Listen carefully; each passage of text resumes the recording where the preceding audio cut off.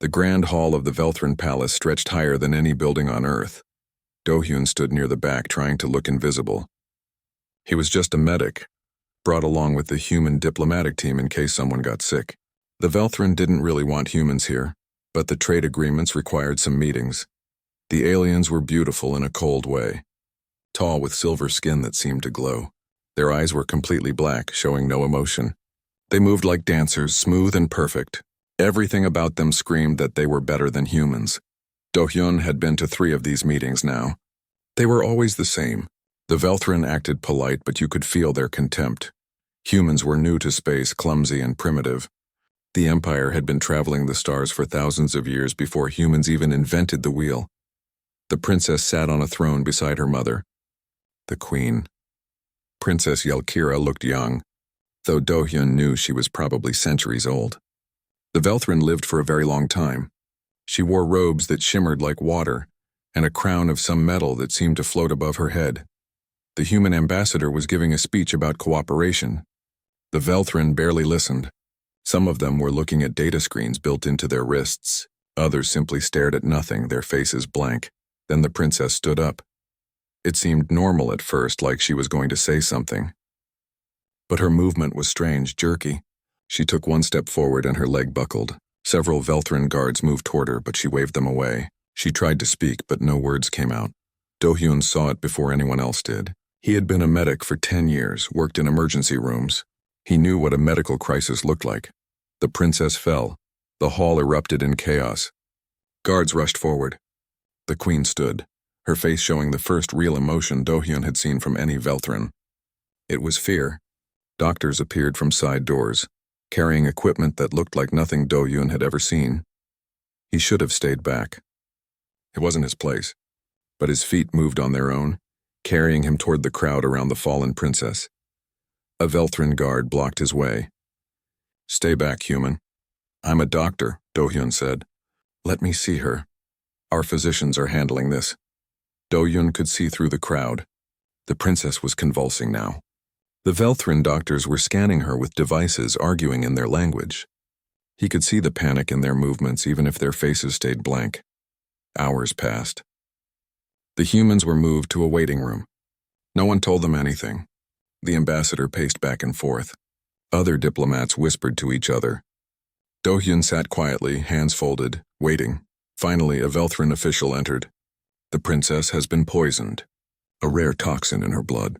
She requires a transfusion, but no compatible donors exist among our people." The ambassador stood. "Is there anything we can do to help?" The official's black eyes fixed on him. "No, this is beyond your primitive medicine. We are prepared to accept that the princess will die." Something in those words made Do-hyun angry. The way the official said it, so cold, like they had already given up. Like a life didn't matter if they couldn't save it with their advanced technology. "Human blood might work," Do-hyun said. Everyone turned to look at him. "What did you say?" the official asked. Do-hyun stood up. "Human blood has unique properties. We discovered it recently when we started traveling to different planets. Our blood adapts. It changes to match what the body needs. It's why humans can survive in so many different environments." "Impossible," the official said. "Test it," Do-hyun said. "Take a sample. See if it's compatible. What do you have to lose?" The official stared at him for a long moment. Then he turned and left without another word. More hours passed. Do-hyun thought they had dismissed his idea entirely. But then the doors opened again. This time it was the queen herself. She was taller than the others, and her silver skin seemed brighter. She wore no crown, but power radiated from her like heat. Every human in the room immediately stood up, not out of respect but out of instinct. This was a creature that had ruled for thousands of years. "You," she said, pointing at Do-hyun. "Come with me." Do-hyun followed her through corridors of crystal and light. Guards walked behind them, hands on weapons. They entered a medical facility that looked like something from a dream. The princess lay on a table, her skin turning dark, almost black. Machines surrounded her, keeping her alive. "Our tests show your blood has a 73% compatibility rate," the queen said. "This is impossible, but the data does not lie. However, the transfusion process will be extremely dangerous. For you. Our physiology will fight the foreign blood violently. You will experience pain beyond anything you have known. You may die. Do-hyun looked at the dying princess. Will it save her? Perhaps. We do not know. Then I'll do it. The queen studied him with those black eyes. Why, you owe us nothing. We have treated your kind with contempt. Why would you risk your life? Do-hyun thought about it. He could have said something noble about saving lives, about his duty as a doctor. But the truth was simpler. Because I can, he said. Because someone needs help and I have the ability to give it. That's enough reason. The queen was silent for a moment. Then she nodded. Begin the procedure. They strapped Do-hyun to a table beside the princess. Tubes connected them. Strange technology that hummed with energy. The Veltrin doctors worked quickly, their movements precise. When they activated the machine, Do-hyun understood what the queen had meant about pain. It felt like his blood was on fire. Every cell in his body screamed. The machine was pulling the blood from his veins, processing it somehow, pushing it into the princess. But something was wrong. His body was fighting back, trying to hold on to what it needed to survive. He heard alarms. Doctors shouting. The queen's voice commanding something. Through blurring vision, Do-hyun saw the princess. Color was returning to her skin. The black was fading, replaced by silver. She was breathing easier. It was working. But Do-hyun could feel himself dying. They were taking too much. His heart was slowing down. His vision went dark around the edges. The last thing he heard was the queen's voice. Enough.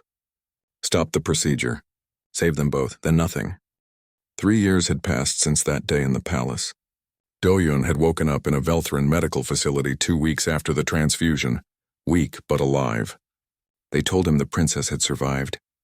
They thanked him with formal, cold words. Then they sent him home. The media on Earth called him a hero for a few months. Then people forgot.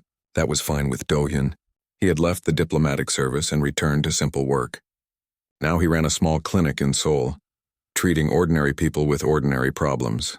No more palaces, no more aliens, no more dying princesses. It was a Tuesday afternoon when the sky turned dark. Do-hyun was treating a child's scraped knee when his nurse ran in, her face pale. Doctor, you need to see this. Outside, a shadow covered the entire city.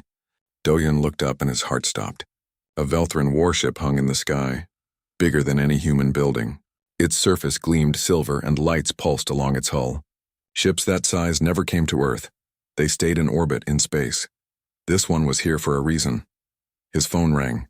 It was a number he didn't recognize. Do-hyun? The voice spoke in perfect Korean, but it had that musical quality that marked it as Veltrin.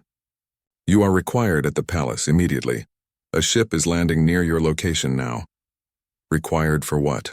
Do-hyun asked. The queen has summoned you. The call ended. Do-hyun stood frozen. The queen herself? Why would she want him now after 3 years? A smaller ship descended from the massive warship, landing in the street outside his clinic. People scattered, screaming. Veltrin guards emerged, their weapons visible but not pointed at anyone. They walked straight to the clinic door. Do-hyun the healer, one said. Come with us, he wanted to refuse. Wanted to run. But you didn't say no to the Veltrin Empire. And you definitely didn't say no to their queen. The journey to the palace world took 6 days even with their faster-than-light travel. They gave Do-hyun a small cabin and left him alone.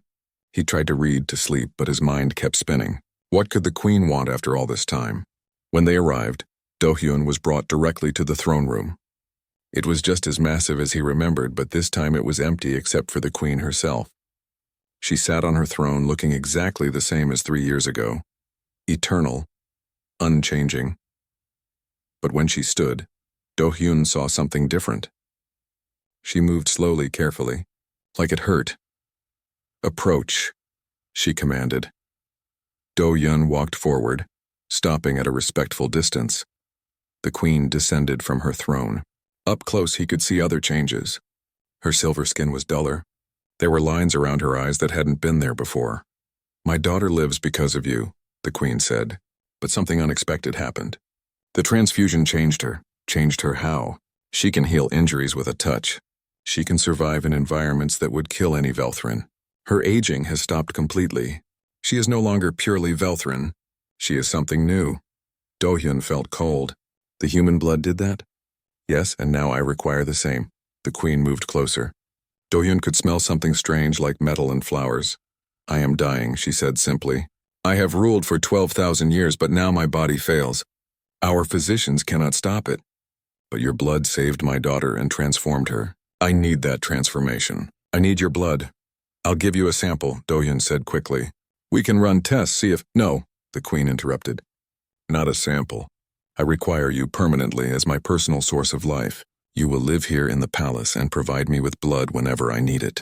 In return, you will have wealth, status, anything you desire. Do-hyun stared at her. You want to make me your prisoner? I prefer the term honored guest. No, Do-hyun said. The Queen tilted her head like she had heard wrong. What did you say? No, I won't do it. I'm not anyone's property. I'm not a living medicine dispenser. Find another way. Silence filled the massive hall. The Queen's black eyes fixed on him, and Do-hyun felt the weight of her age, her power. She could kill him with a thought. She could take what she wanted by force. No one has denied me in 10,000 years, she said softly. I'm honored to be the first, Do-hyun said. Surprised his voice didn't shake. The Queen turned away from him, walking back toward her throne. For a moment, Do-hyun thought she might actually let him go. You will stay here as my guest, she said. You have one lunar cycle to reconsider. These rooms will be comfortable. You will have everything you need except freedom to leave.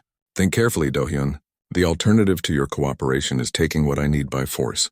I prefer not to do that, but I will if necessary. Guards appeared from doorways Do-hyun hadn't noticed.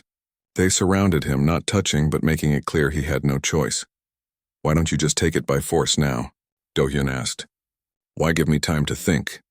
The Queen looked at him over her shoulder. For the first time, something like curiosity crossed her face. Because my daughter speaks highly of you. She says you gave your blood freely, knowing you might die. She says you did it simply because it was right. I find myself curious about such a creature. A human who acts without seeking advantage. She paused, and perhaps because part of me wonders what kind of being would dare refuse a queen. The guards led him away through crystal corridors. They brought him to a suite of rooms that was larger than his entire apartment on Earth. Beautiful, comfortable, and completely a prison. A guard stood outside his door. Another at the end of the hall. He went to the window and looked out at the alien city below. Towers of light and metal stretched to the horizon. Ships flew between them like birds. He was trapped in paradise, and a queen wanted to make him her eternal blood supply. Do-hyun sat on the bed, head in his hands. He thought about his clinic, his patients, his simple life. All of it was gone now. Even if he somehow escaped, the Queen would find him. The Empire spanned 1,000 worlds. There was nowhere to hide. A soft chime at his door made him look up. Come in, he said. The door opened and Princess Yelkira entered. She looked different from 3 years ago, taller, stronger. She wore armor instead of robes, marked with symbols that indicated military rank. Her silver skin still glowed, but there was something else there now. A warmth that other Velthrin didn't have. Do-hyun, she said, and her voice carried actual emotion, concern, worry, things Velthrin weren't supposed to feel. Your Highness, he replied, standing. I am sorry, she said. I only learned of my mother's plan today. I came as soon as I could. Can you help me leave? Yelkira shook her head. My mother's word is law, and she is desperate. Her illness progresses quickly, so I'm trapped. For now. Yelkira moved to the window, standing beside him. But there may be another way. My mother's illness is not natural. Someone is poisoning her. Do-hyun turned to stare at her. What? Why haven't you stopped them? Because I do not know who it is. Someone close to her, someone she trusts. They want the Empire to see her weak, dependent on human blood. They want to turn our people against yours. That's insane. That is politics. Yelkira looked at him. I need your help. Help me find who is poisoning my mother. If we can cure her naturally, she will not need your blood. You can go home. Do-hyun studied her face. She looked sincere, but how could he trust her? She was the princess of an empire that saw humans as inferior. Why should I believe you? He asked. Yelkira was quiet for a moment. Then she did something that shocked him. She smiled. It was a human expression, one the Velthrin never used. Because your blood changed me, she said. I feel things now that my people do not feel. Guilt, compassion, hope. I feel guilty for what my mother is doing to you. I feel compassion for your situation. And I hope that together we can fix this before it destroys everything. She offered her hand. Help me and I will help you. You have my word. Do-hyun looked at her hand. This was crazy. He was one human against an empire. But what choice did he have? Sit here for a month and then become the queen's prisoner forever? He took her hand. Okay, he said. Let's find your poisoner. Yelkira left before anyone could see her visit. She promised to return in 2 days with a plan. Do-hyun spent the time studying everything he could about Velthran biology from the room's computer system. Most of it was blocked, classified, but he learned enough. The Velthran were nearly immortal. They aged slowly, could heal from almost any injury, but they had weaknesses. Certain rare elements could disrupt their cellular structure. The symptoms matched what he had seen in the queen. Slow deterioration, weakness, dulling of the skin. Someone was definitely poisoning her. On the third night, Yelkira returned. She brought someone with her. This is Hana, the princess said, gesturing to a shorter Velthran female with skin that shimmered like pearls. She is a scientist in the palace, one of the few I trust. Hana bowed slightly to Do-hyun. I have studied your blood samples from 3 years ago. What it did to the princess should have been impossible. Human blood is primitive, simple, yet it adapted to Velthran physiology perfectly. Maybe that's our strength, Do-hyun said. We're simple so we can adapt to anything. Hana tilted her head, considering. An interesting perspective. Perhaps simplicity is more advanced than we believed. Have you found anything about the poison? Yelkira asked. Hana pulled out a small device projecting images into the air. I analyzed the queen's recent medical scans. The toxin is called morphin, very rare, found only on the outer rim worlds, specifically worlds that were recently conquered and now have human colonies. Do-hyun felt his stomach drop. You think humans are poisoning her? No, Hana said quickly. But someone wants it to appear that way. Morphin requires special equipment to extract and prepare. Only someone in the palace could do this. Who has access to the queen's food, her quarters? Do-hyun asked. Hundreds of servants, Yelkira said. Guards, advisors, physicians. The list is too long. Then we narrow it down, Do-hyun said. We need to find out who benefits from the queen being sick. Over the next week, they worked in secret. Yelkira brought Do-hyun files on every council member, every high-ranking official. Hana provided technical data on the poison, its source, its effects. Do-hyun used his medical knowledge to piece together when the poisoning had started. He also met another human in the palace. Jiwoo was a cultural attaché, sent by Earth to help with understanding Velthran customs. He was young, maybe 25, with nervous energy and quick intelligence. I thought I was the only human here, Jiwoo said when they met in Do-hyun's room. Yelkira had arranged it thinking another human perspective might help. How long have you been here? Do-hyun asked. 6 months. They barely acknowledge I exist. I write reports that no one reads. Jiwoo sat down looking around the luxurious prison. But I see things. I hear things. The Velthran talk like we're not even there. What have you heard? Jiwoo leaned forward. There's a group they call themselves the Purity Sect. They believe the Empire is being contaminated by lesser species. They hate that humans have any role here at all. After what you did for the princess, they got worse. They see you as proof that we're trying to infiltrate the Empire. Do-hyun exchanged looks with Yelkira. This Purity Sect, who leads them? I don't know. They're careful, but I've heard the name Velmoth mentioned. He's on the High Council, the Queen's chief advisor. The name hung in the air like poison itself. Velmoth has served my mother for 3,000 years, Yelkira said slowly. She trusts him completely. Which makes him perfect for this, Do-hyun said. No one would suspect him. They needed proof. Hana worked on tracing the Morphin shipments to the palace. Jiwoo used his invisibility as a human to eavesdrop on conversations. Yelkira quietly investigated Velmoth's movements and connections. Do-hyun studied the Queen's medical records. Looking for patterns, he found something 3 days later. Look at this, he told the others gathered in his room late at night. The Queen gets sicker after certain council meetings. Always within 12 hours of meeting with Velmoth. He could be adding it to her food, Hana said. Or to something she touches, Do-hyun suggested. Velthran's skin absorbs substances easily. A powder on a document, a chemical on a chair. She wouldn't even notice. We need to catch him in the act, Yelkira said. But before they could plan further, alarms rang through the palace. Yelkira's communicator lit up. Her face went pale as she listened. Assassins. They're trying to kill you, Do-hyun. The door exploded inward. 3 figures in dark armor rushed in, weapons drawn. Yelkira moved faster than Do-hyun could see, throwing herself between him and the attackers. Her hand shot out and touched the first assassin. There was a flash of light, and the attacker flew backward, slamming into the wall. The other 2 opened fire. Energy blasts filled the room. Hana pulled Do-hyun down behind a table. Ji-woo crawled toward the door, trying to call for help. Yelkira fought like nothing Do-hyun had ever seen. She moved with inhuman speed, but there was something else. When she touched the attackers, they collapsed, like all their strength drained away. This was the power the human blood had given her.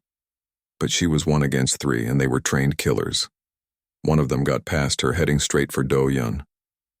Hana threw a piece of equipment at the assassin, but it bounced off the armor.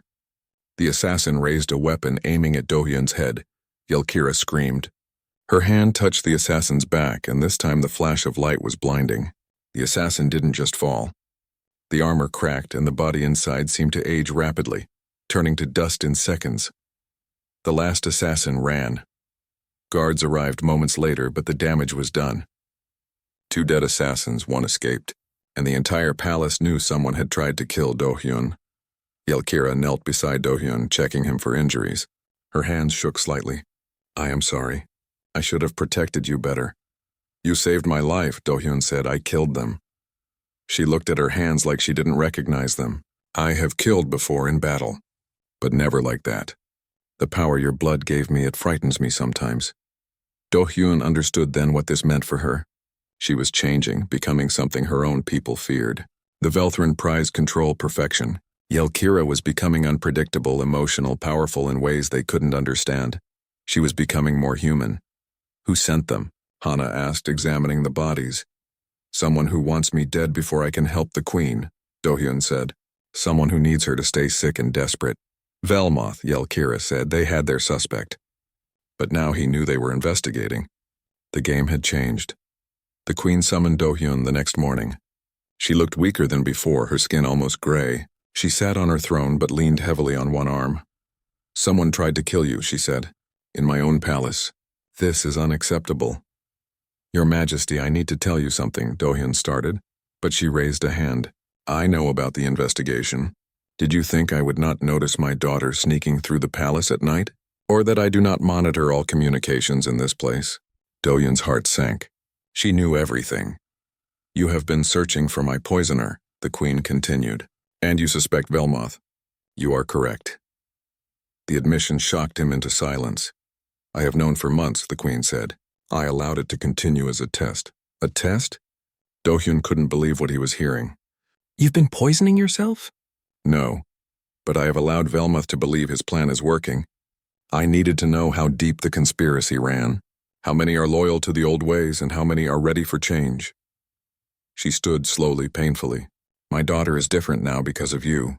She feels compassion, shows mercy, values life in ways the Velthran have forgotten. Some call it weakness. I call it evolution." "Then you'll stop Velmoth?" "Not yet.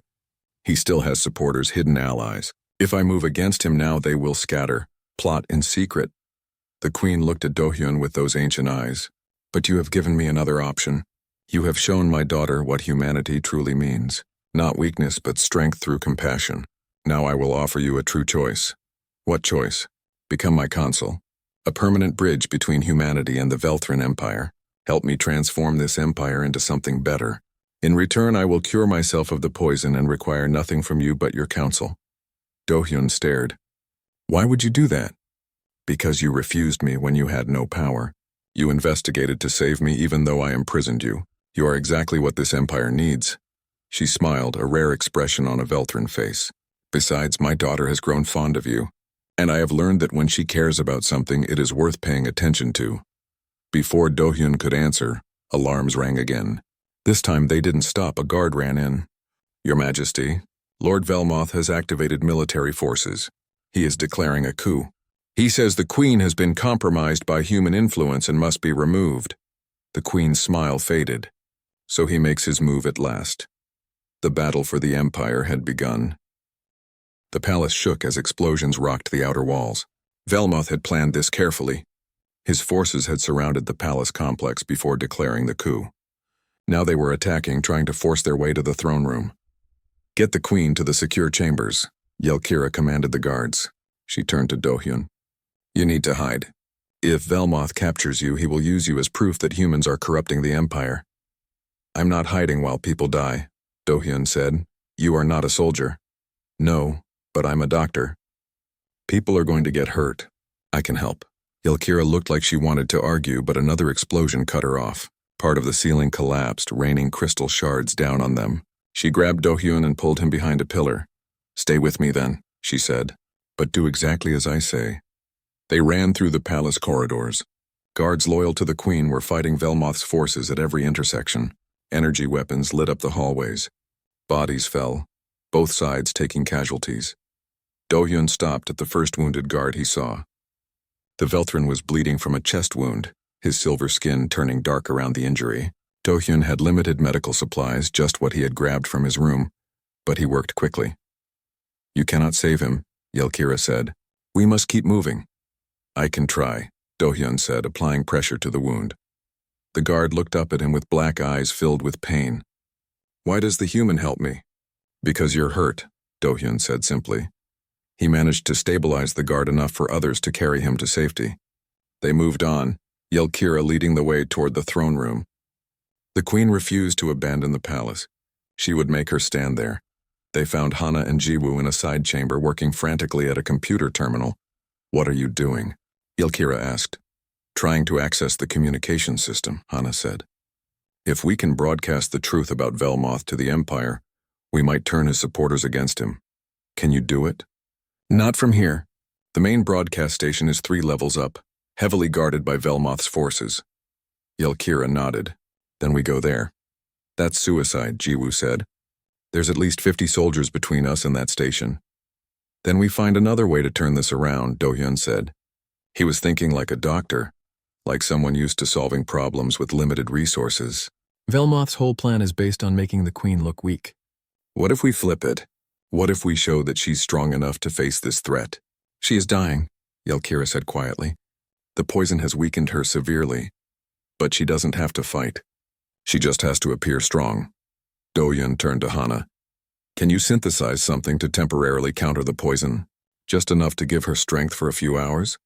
Hana's eyes widened. "Possibly, but it would be dangerous. Her body is already struggling." "Ask her," Do-hyun said. "Give her the choice." They made their way to the throne room, fighting through scattered resistance. Yelkira's power was devastating. Every enemy she touched fell, their energy drained. But Do-hyun could see it cost her. Each use of that ability left her weaker, breathing harder. The queen was in the throne room with her loyal guards. She looked worse than before, barely able to stand, but her eyes were sharp, her mind still clear. "Velmoth's forces will breach this room within the hour," she said. "He wants to capture me alive, parade me before the Empire as proof of my weakness." Do-hyun explained his idea. A temporary treatment to give her strength, enough to face Velmoth directly. The queen listened, then nodded.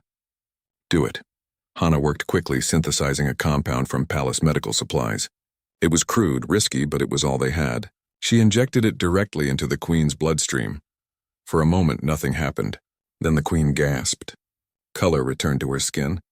She stood straighter, stronger. The change was dramatic. "How long will it last?" the queen asked. 3 hours, maybe 4, Hana said. "Then your body will crash. The poison will hit you harder than before. Then we end this in 3 hours." The queen walked to her throne and sat down. She looked like the ancient ruler she was, powerful and unafraid. She activated the communication system in the throne itself, broadcasting to the entire palace.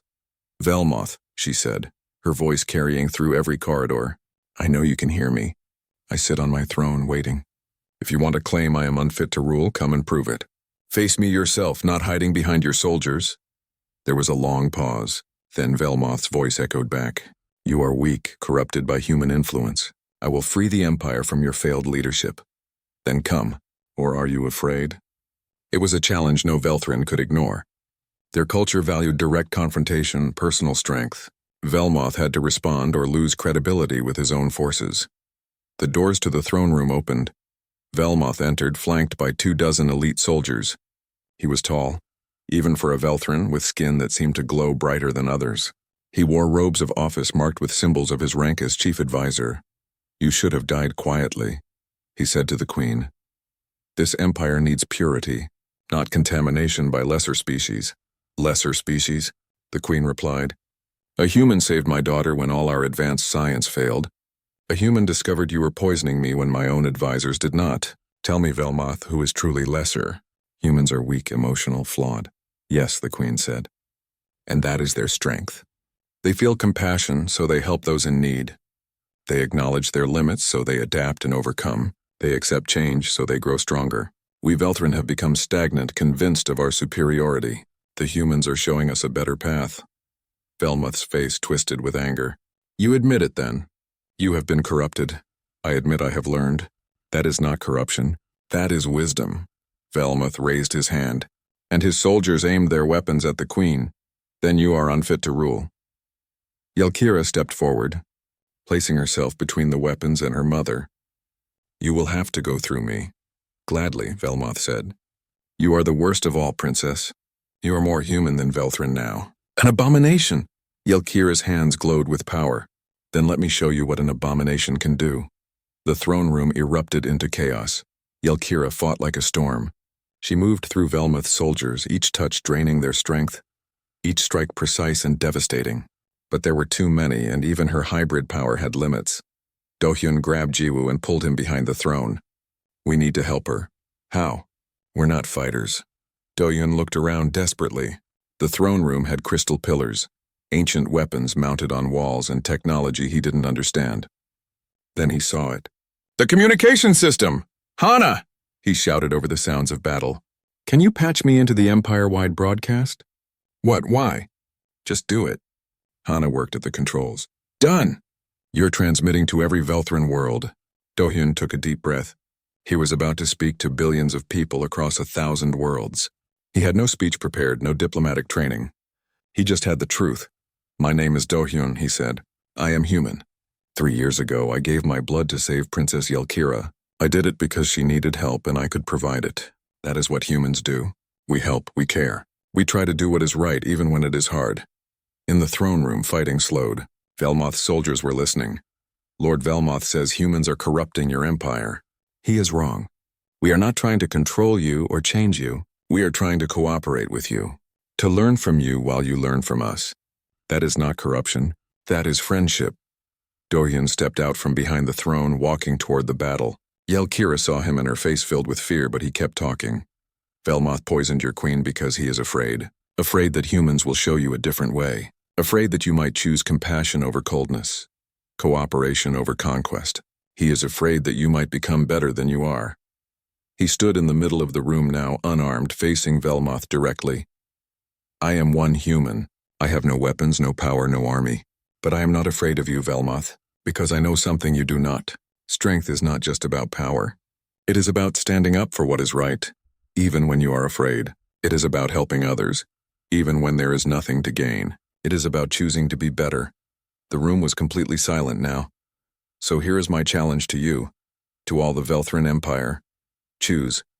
Choose fear and purity and stagnation, or choose hope and growth and change. Choose to push away everyone who is different, or choose to embrace the strength that comes from diversity." Dohyun's voice grew stronger. "I gave my blood to save a princess. I would give it again to save any of you. Because that is what humans do. We give, we sacrifice, we care, and we are not afraid to show it." He looked directly at Velmoth. "What will you do? Kill an unarmed human in front of the entire empire? Prove that your way is about murder and fear? Or will you surrender and let the empire choose its own path?" Velmoth's face was a mask of rage. He raised his weapon, pointing it at Dohyun's heart. The entire empire watched, waiting to see what choice he would make. The moment stretched like eternity. Velmoth's weapon was aimed at Dohyun's heart. The entire Velthrin Empire watched through the broadcast. Billions of eyes on one human facing down an ancient, powerful alien. Then something unexpected happened.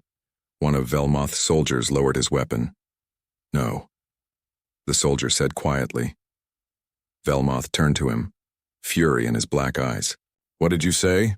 "I said no." The soldier's voice grew stronger. "I will not kill an unarmed being who saved our princess. I will not be part of this." Another soldier lowered her weapon. Then another. Like a wave spreading through the room, Velmoth's forces began to stand down. They had heard Do-hyun's words. They had made their choice. Velmoth screamed in rage. He fired his weapon, but not at Do-hyun. He fired at the queen. Yelkira moved faster than thought. She threw herself in front of her mother, taking the energy blast full in the chest. The impact threw her backward, slamming her into the throne. No! Do-hyun ran to her side. She was hurt badly. The energy had burned through her armor, scorching the silver skin beneath. But she was alive, breathing. Velmoth tried to fire again, but the queen moved. The temporary treatment had given her strength, and she used all of it now. Her hand shot out, and an invisible force grabbed Velmoth, lifting him off the ground. You have betrayed everything, the queen said, her voice cold as space itself. Your position, your oath, your people. You have poisoned me, started a civil war, and now you dare try to kill my daughter. Velmoth struggled in her grip. The Empire will fall because of you. The humans will destroy everything we have built. No, the queen said. You almost destroyed it. The humans are trying to save it. She closed her hand into a fist and Velmoth screamed, but she did not kill him. Instead, she held him there, suspended in the air, powerless. Let the Empire see you, she said. Let them see the true face of the Purity sect. Fear, hatred, weakness disguised as strength. Do-hyun was cradling Yelkira's head in his lap. She looked up at him, her black eyes filled with pain. Stupid human, she whispered. You could have been killed. So could you, he said. Why did you take that shot? Because you were right. About all of it. I have been changing, becoming more human, and I am not ashamed of it anymore. She coughed, and Do-hyun saw silver blood on her lips. You showed me that caring is not weakness. That compassion is strength. I could not let him kill you. Stay still, Do-hyun said. Let me help you. He worked quickly, using what medical supplies he had. The wound was serious, but Yelkira's hybrid body was already starting to heal itself. The human blood had given her incredible regenerative abilities. Around them, the Queen's loyal guards were disarming Velmoth's soldiers. Most surrendered peacefully, their will to fight broken by what they had witnessed. The Queen lowered Velmoth to the ground but kept him restrained. She looked old again, the temporary treatment wearing off. She swayed slightly but forced herself to stay standing. Hana, the Queen called. Broadcast my words to the Empire. Hana worked the controls. You are transmitting, Your Majesty. The Queen took a breath, gathering her strength. When she spoke, her voice carried across 1,000 worlds. People of the Velthran Empire, you have witnessed an attempted coup by Lord Velmoth and the Purity sect. They claimed to protect our way of life, but they sought only to preserve their own power. They poisoned me to make me appear weak. They attacked an unarmed human to prove their strength. They have shown you what purity truly means. Stagnation, fear, death. She paused, letting her words sink in. I stand before you, weakened by poison but not defeated. My daughter lies wounded, having sacrificed herself to protect me. And a human, unarmed and alone, faced down our most powerful advisor with nothing but words and courage. This is the future I offer you. Not purity but diversity. Not isolation but cooperation. Not fear but hope, the Queen gestured to Do-hyun. This human gave his blood to save my daughter. He asked for nothing in return. When I imprisoned him and demanded he serve me, he refused. When I gave him freedom to investigate my poisoning, he worked tirelessly to save me. When assassins came for him, he still chose to help rather than flee. This is what humanity offers us, not corruption but an example of what we could become. She turned to look at Velmoth, still held by invisible force. I hereby dissolve the Purity sect and strip Velmoth of all titles and honors. He will stand trial for his crimes. As for the future of the Empire, the Queen looked at Yelkira, then at Do-hyun. I will not abdicate immediately. I will rule alongside my daughter as co-regent while we rebuild what was broken. And I will appoint Do-hyun as humanity's first consul to the Velthran Empire. He will serve as a bridge between our peoples, teaching us what humans can offer and learning what we can teach in return. The broadcast ended. The throne room fell silent. Do-hyun looked up at the Queen. You are offering me a choice again. Yes. But this time, it is a real choice. You may refuse and return to Earth, you may accept and stay here, or you may propose something else entirely. The choice is yours. Do-hyun looked down at Yelkira. She was smiling despite her pain. What would you choose? He asked her. I would choose for you to stay. she said softly. But not because we need you. Because I think you might want to. You are a healer, Do-Yun, and this empire needs healing. He thought about his quiet life on Earth, his small clinic, his ordinary patients. It had been comfortable, safe, predictable, but it had also been small. Here he could make a real difference. Not just helping individuals, but helping entire civilizations understand each other. He could be the bridge the Queen spoke of, showing both humans and Velthrin that they were stronger together. I will stay, Do-Yun said. But on certain conditions, the Queen raised an eyebrow. You bargain with me even now. Yes, first, no more blood. You find a real cure for the poison, not a temporary fix or a dependence on me. Second, Hana and Jiwoo get official positions too. They helped save you as much as I did. Third, Earth gets a real seat at the table, not just token representation. And fourth, he paused, you let me keep helping people. I am a doctor first. I will be your consul, but I still need to heal. The Queen was quiet for a long moment. Then she laughed. It was a sound Do-Yun had never heard from a Velthrin before, genuine and warm. You continue to surprise me, human. Very well. I accept your conditions. Hana will lead a team to synthesize a permanent cure based on what worked temporarily. Jiwoo will serve as your assistant consul. Earth will have full voting rights in the Imperial Council, and you may maintain a medical practice here in the palace, helping anyone who needs it, regardless of species. She offered her hand, a very human gesture. Do we have an agreement? Do-Hyun stood carefully, making sure Yelkira was stable. He took the Queen's hand and shook it. We have an agreement. Around them, the throne room erupted in cheers. The guards, the servants, even some of Velmoth's former soldiers celebrated. They had witnessed history, the beginning of something new. Over the next days, the Empire slowly returned to peace. Velmoth's supporters either surrendered or fled to the outer systems. The Purity sect was dismantled. Trials were held. Justice was served. Hana worked day and night with a team of scientists.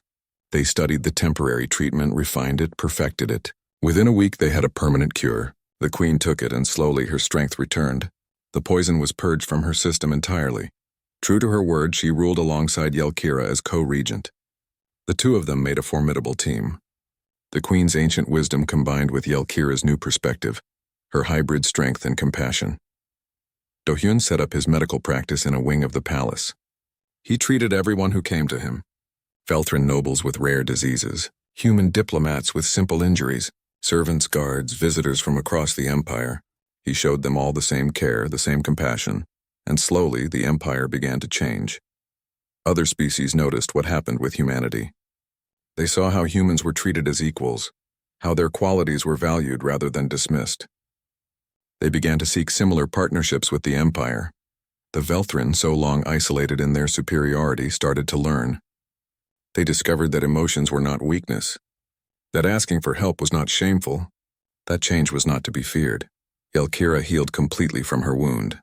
The hybrid power in her blood made her stronger than ever. But more than that, she had fully accepted what she had become. Not Velthrin, not human, but something new, something better. She and Do-Hyun worked closely together. She led the military and external affairs while he managed diplomatic relations and cultural exchange. They made a good team. One evening, they stood on a balcony overlooking the capital city. The sun was setting, painting the crystal towers in shades of gold and purple. Do you miss Earth? Yelkira asked. Sometimes, Do-Hyun admitted. I miss the food. The sounds. The feeling of rain. You could go back. Visit whenever you want, I know. But this is where I am needed right now. He looked at her. Besides, I have grown fond of this place. And the people in it, Yelkira smiled. It was becoming natural for her now, that human expression. I am glad you stayed. So am I. They stood in comfortable silence, watching the city lights come on below. Two beings from different worlds standing together, a symbol of what the future could be. The empire was changing, growing, becoming something better, and it had all started with one simple act, a human giving his blood to save a princess. 6 months had passed since the coup. The empire was finding its new rhythm, but not everyone was happy about it. Do-Hyun sat in his medical office reviewing patient files when Jiwoo burst through the door. The young attaché looked panicked, his face pale. We have a problem, Jiwoo said. A big one. What is it? The outer systems. They are refusing to recognize the Queen's authority. They say the empire has become weak, corrupted by human influence. They are talking about secession. Do-Hyun felt his stomach drop. How many systems? 47. And they are mobilizing their fleets. This was exactly what Velmoth had wanted. Civil war. The Empire tearing itself apart over the question of humanity's place in it. Do-Hyun found Yelkira in the war room, studying holographic displays of the outer systems. Her face was grim. They have chosen Theron as their leader, she said without looking up. He was one of Velmoth's supporters escaped during the coup. He has been building support ever since. Can we negotiate with them? They refuse to meet with me. They say I am an abomination, too human to be Velthrin. She finally looked at him. They are not entirely wrong. I have changed so much that sometimes I do not recognize myself. Change is not bad, Do-Hyun said. Try telling them that. The Queen entered the war room, moving with her restored strength. The cure had worked perfectly. She looked healthier than she had in years. We cannot allow the Empire to fragment, she said. But I will not start a civil war. Too many have died already. What if we show them what we have achieved? Do-Hyun suggested. The medical advances, the cultural exchange, the new technologies from human Velthrin cooperation. Show them that change has made us stronger, not weaker. They will not listen, Yelkira said. Theron is like Velmoth. He believes purity is everything. Then we need to change his mind, or find someone who can. The answer came from an unexpected source. Hana had been working on something in her laboratory, a project she had kept secret. She called them all to see it. In her lab, she had created a device that looked like a medical scanner but more complex. What is this? The Queen asked. A genetic sequencer, Hana said. I have been studying the princess's blood, analyzing how human DNA integrated with Velthrin, and I found something remarkable. She activated a holographic display. It showed strands of DNA, both human and Velthrin, woven together in complex patterns. The princess is not corrupted, Hana said. She is evolved. The human DNA did not replace her Velthrin genetics. It enhanced them. She is stronger, heals faster, lives longer. She has abilities no pure Velthrin has ever possessed. We know this already, Yelkira said. Yes, but I found something else. Hana pulled up another display. I tested this theory on volunteers. Velthrin who received small, controlled transfusions of human blood. The results were remarkable. They developed increased empathy, faster healing, greater adaptability. None of them lost what made them Velthrin. They became more. Do-Hyun understood immediately. You are saying that human Velthrin integration makes both species better. Exactly. It is not corruption. It is symbiosis. Each species brings strengths the other lacks. Together they create something superior to either alone.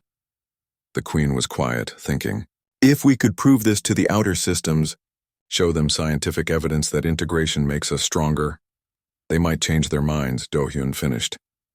But it would not be that simple. Theron sent a message 2 days later. He would meet with them, but only if they came to his flagship. No weapons, no guards, just the Queen, the princess, and the human consul. It was obviously a trap. We should not go, Yelkira said. He will kill us or hold us hostage. Probably, the Queen agreed. But if we refuse, it proves we are afraid. It gives him legitimacy. Then we go, Do-Hyun said. But we go with a plan. They took a small shuttle to Theron's flagship, a massive warship stationed at the edge of Imperial space. As expected, they were immediately surrounded by armed guards when they docked. Theron met them in his command center. He was tall even for a Velthrin, with skin that gleamed like polished metal. His eyes were hard, cold. So the corrupted Queen comes to beg, he said. I beg for nothing, the Queen replied. I came to talk. There is nothing to discuss. You have polluted our empire with human weakness. You have allowed your daughter to become a mongrel. You have betrayed everything we are. Yelkira stepped forward. I am not a mongrel. I am Velthrin, but I am also more than that. You are a mistake, Theron said, an abomination that should never have existed. Then let me prove otherwise. Yelkira looked around at the gathered officers. Fight me. If I am weak, corrupted by humanity, you should easily defeat me. If I win, you acknowledge that I have become stronger, not weaker. Theron smiled. It was not a pleasant expression. Very well. But when I defeat you, I will execute you and your human pet. Your mother will watch, then she will abdicate in favor of a pure Velthrin ruler. Agreed. Yelkira said before the Queen could object. They moved to a training arena on the ship. Theron's officers gathered to watch. The Queen stood beside Do-hyun, her face unreadable. "This was not the plan," she whispered. "Plans change," Do-hyun replied. He trusted Yelkira. She knew what she was doing. Theron and Yelkira faced each other in the center of the arena. No weapons, just their natural abilities. Theron moved first. He was fast, incredibly fast. His fist shot toward Yelkira's face. She dodged, but barely. He was stronger than she expected. They exchanged blows, moving so quickly that Do-hyun could barely follow. Theron was a trained warrior, experienced and powerful, but Yelkira had her hybrid abilities. Every time she touched Theron, she drained a bit of his energy. Not much, but enough. Slowly, she was weakening him while staying strong herself. Theron realized it too. His attacks became desperate, more aggressive. He was trying to end the fight quickly before she could drain him completely, but Yelkira was patient. She dodged, blocked, and touched him whenever she could, draining him bit by bit. Finally, Theron stumbled. Yelkira's hand shot out, pressing against his chest. There was a flash of light and Theron fell to his knees. "Yield," Yelkira said. Theron looked up at her, hatred in his eyes, but he was beaten and he knew it. "I yield," he gasped. Yelkira helped him stand. It was a gesture of respect, very human. Some of the watching officers murmured in surprise. "You see," Yelkira said to them all, "I am stronger because of the human blood, not weaker. I have abilities you do not. I can heal, I can adapt, I can survive what would kill you. This is not corruption. This is evolution." Do-hyun stepped forward. Hana's research proves it scientifically. Human Velthrin integration enhances both species. You do not lose what makes you Velthrin. You gain what makes humans strong. He pulled out a data chip and held it up. This contains all of Hana's research.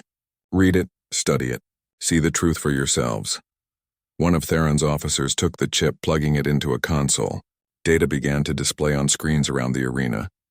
Genetic sequences, test results, analysis after analysis showing the benefits of integration. The officers read in silence. Do-hyun watched their faces, trying to gauge their reactions. Velthrin faces were hard to read, but he saw something. Uncertainty. Doubt. "This could be fabricated," Theron said, but his voice lacked conviction. "Then test it yourselves," the Queen said. "Take samples, run your own experiments. The science does not lie." An older officer stepped forward. "I knew Velmoth for centuries. He was a good leader once before fear consumed him. Fear of change, fear of the unknown. He let that fear turn him into a traitor." She looked at Theron. "Are we going to make the same mistake?" "The humans are different from us," another officer said. "They feel emotions we do not. They act in ways we do not understand." "Yes," Do-hyun said. "We are different. But different does not mean wrong. We can learn from each other. You can teach us your discipline, your technology, your long view of history. We can teach you compassion, adaptability, how to value the moment as well as the future." He walked among them, meeting their black eyes one by one. "You call us weak, because we feel emotions. But emotions are what drive us to great acts. Love makes us protect those we care about. Anger makes us fight for justice. Hope makes us strive for better futures. These are not weaknesses. They are the very things that make life worth living." The arena was silent. Theron slowly stood.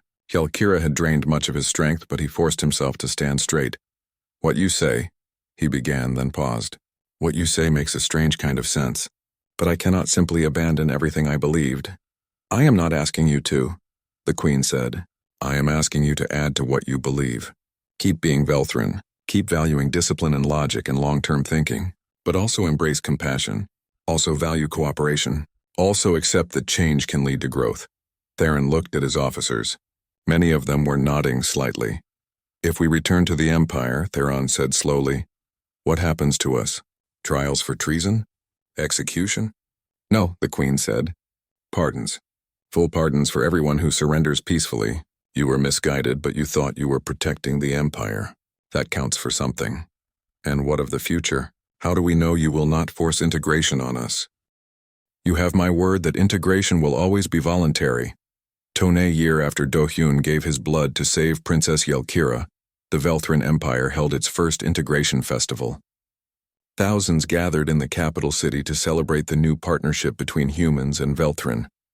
Do-hyun stood on a balcony overlooking the celebration. Below, humans and Velthrin mixed freely, talking, laughing, sharing food and stories. Children of both species played together. Scientists exchanged ideas. Artists collaborated on works that blended both cultures. It was everything he had hoped for, yet something felt incomplete. Jiwoo joined him on the balcony. The young attaché had grown confident in his role, no longer the nervous assistant but a skilled diplomat in his own right. "You should be down there celebrating," Jiwoo said. "You made all this possible." "We all did," Do-hyun replied. "You, Hana, Yelkira, the queen, even Theron in his own way. But it started with you." One act of compassion changed everything. Do-hyun was quiet. He thought about that day in the palace 3 years ago now. He had just wanted to help someone who was dying. He had no idea it would lead to all this. "Consul Do-hyun," a voice called. It was Hana rushing toward them. She looked excited. "We have successfully completed the first human-Velthrin hybrid birth." Do-hyun turned sharply. "What? I thought that was still theoretical."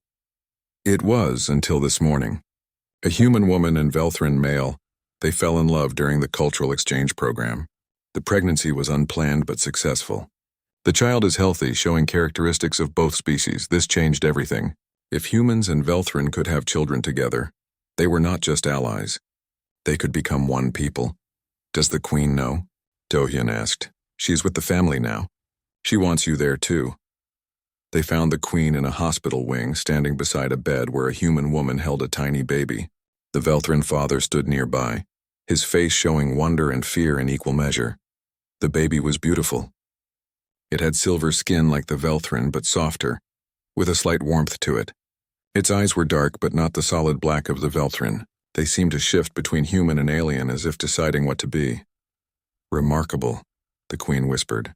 "Truly remarkable." The human mother looked up at Do-hyun. "They say you are the reason this is possible. That your blood started the integration." "I just helped someone who needed it," Do-hyun said. Everyone else did the real work." "What will you name the child?" the queen asked. The parents looked at each other. "Minho," the father said. "It is a human name. We want him to embrace both sides of his heritage." "Minho," the queen repeated. "The first of a new generation. Not human, not Velthrin, but both." Perhaps this is what the Empire was always meant to become. But not everyone shared her optimism. A week later, reports came in of protests on several worlds. Groups opposed to integration were growing, calling themselves the Pure Heritage Movement. They were not violent like the Purity sect had been, but they were loud. Do-hyun attended a council meeting where the issue was discussed. Theron was there now, serving as an advisor. His transformation had been successful, and he had become one of the strongest supporters of integration. "We cannot force people to accept this," Theron said. "I was once one of them, remember? Convinced that change would destroy us. We must give them time to see the benefits." "Time we may not have," another counselor said. "The Pure Heritage Movement is gaining followers. If we do not act, we could face another rebellion." "No," the queen said firmly. "We will not suppress them. They have a right to their opinions as long as they remain peaceful." "But they are spreading misinformation," the counselor protested, claiming that integration will erase Velthrin culture, that we will lose our identity. Do-hyun spoke up. "Then we show them it is not true. We preserve Velthrin culture while embracing human elements. We prove that you can be both, like Yelkira, like Theron, like baby Minho." "How do we do that?" the queen asked. "Education. Cultural programs. We teach both species about each other, not to replace one with the other, but to understand both. We celebrate what makes each of us unique while also celebrating what we share." It was Yelkira who came up with the final idea. "We create exchange programs," she said. "Velthrin who want to understand humans can live on Earth for a time. Humans who want to understand Velthrin can live here, not to change them but to educate them, let them see for themselves that integration is not destruction." The council agreed. Over the next months, thousands of volunteers from both species participated in the exchange program. Velthrin learned to appreciate human art, music, food. Humans learned Velthrin science, philosophy, history. Slowly, the Pure Heritage Movement lost support. It was hard to hate what you understood. It was hard to fear what you had experienced. But there was one more challenge to face. The Confederation of Outer Races contacted the Empire. They were a coalition of species that had long been neutral, watching the Veltran Empire from a distance. Their message was simple. They wanted to meet this human who had changed everything. The Queen decided to send a delegation. Herself, Yelkira, and Dohyun would represent the Empire. It would be the first time the Confederation had agreed to formal talks in centuries. The meeting took place on a neutral station at the edge of known space. Representatives from 20 different species gathered, each curious about the rumors they had heard. Dohyun felt small among them. There were beings twice his height, creatures that floated in tanks of liquid, entities made of pure energy.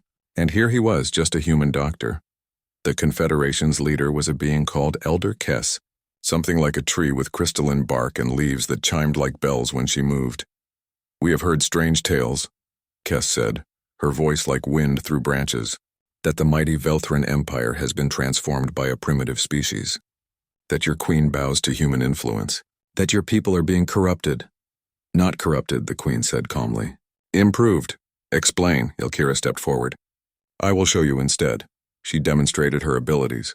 The healing touch, the enhanced strength, the power to survive in hostile environments. The gathered species watched in amazement. "This is what human integration gave me," Yelkira said. "Not weakness, but strength. Not corruption, but evolution, but at what cost?" Another representative asked. "A being made of living metal. Do you not lose what makes you Velthran?" "No," Yelkira said. "I am still Velthran. I still value logic, discipline, long-term thinking. But now I also value compassion, adaptability, emotion. I am more than I was, not less." Dohyun spoke next. "Humans are not trying to conquer the Velthran Empire. We are not trying to replace their culture with ours. We are simply offering partnership. Each species has strengths and weaknesses. Together we become stronger." "Pretty words," Kess said. "But the galaxy has heard pretty words before." The Velthran Empire conquered hundreds of worlds with promises of peace and prosperity. The Queen stiffened at that, but she did not deny it. "You are right," the Queen said. "My empire has done terrible things in the name of superiority. We believed we were better than everyone else, that our way was the only way. We were wrong." The chamber fell silent. No one had expected the Velthran Queen to admit fault. "The humans showed us a different path," the Queen continued. "Not through conquest, but through example. One human gave his blood to save my daughter, asking nothing in return. That single act of compassion started a revolution. It made us question everything we believed about strength and weakness, about superiority and inferiority." She looked at Dohyun. "This human could have let my daughter die. He could have refused to help when I demanded his service. He could have run when assassins came for him. But he chose compassion every time. He chose to help, to heal, to hope, and that choice changed an empire." Kess was quiet, her crystalline leaves chiming softly. "You speak of change. But change can be dangerous. What if other species try to take advantage of this new weakness in the Velthran?" "It is not weakness," Theron spoke up. He had come as part of the security detail but stepped forward now. "I thought as you do. I led a rebellion against this change, convinced it would destroy us. But I was defeated by the princess in fair combat. She is stronger now, not weaker. The entire empire is stronger." "Because you feel emotions now?" Kess asked. "Because you have learned to care?" "Yes," Theron said simply. "Because we are no longer alone. We have allies who will stand with us not out of fear but out of friendship. That is a strength no amount of military power can match." The Confederation representatives discussed among themselves in their various languages. Dohyun could not understand most of it, but he could sense the mood shifting. Finally, Kess spoke again. "We will propose something to our people. A trial alliance with the Velthran Empire and humanity. Small at first, cultural exchanges and trade. If what you say is true, if this integration truly makes you stronger without destroying what you are, then perhaps others will follow." It was more than Dohyun had hoped for. The Confederation had been neutral for so long that any alliance was significant.